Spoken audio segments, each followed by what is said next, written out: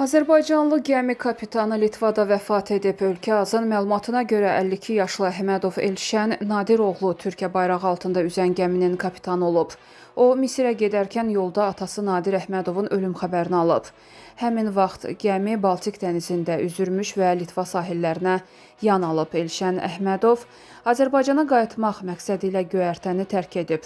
Atasının yasında iştirak üçün vətənə gəlməyə hazırlaşan kapitanın vəziyyəti qəfildən pisləşib. Hadisə yerinə təcili tibbi yardım briqadası çağırılıb, lakin onun həyatını xilas etmək mümkün olmayıb. Elşən Əhmədovun meyidi hazırda Litvada morqdadır. Onun cənazəsinin Azərbaycana gətirilməsi üçün tədbirlər görülür. Qeyd edək ki, mərhum Bakının Qaradağ rayonunun Sahil qəsəbəsində yaşayırdı. Allah rəhmət eləsin.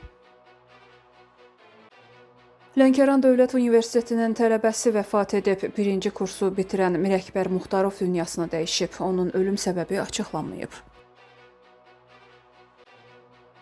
Goranboy rayonunda yük avtomobili qəza törədib. Şaqman markalı yük avtomobili yoldan çıxaraq aşıb. Nəticədə sürücü 35 yaşlı Vüsal Qurbanov müxtəlif dərəcəli bədən xəsarətləri alıb.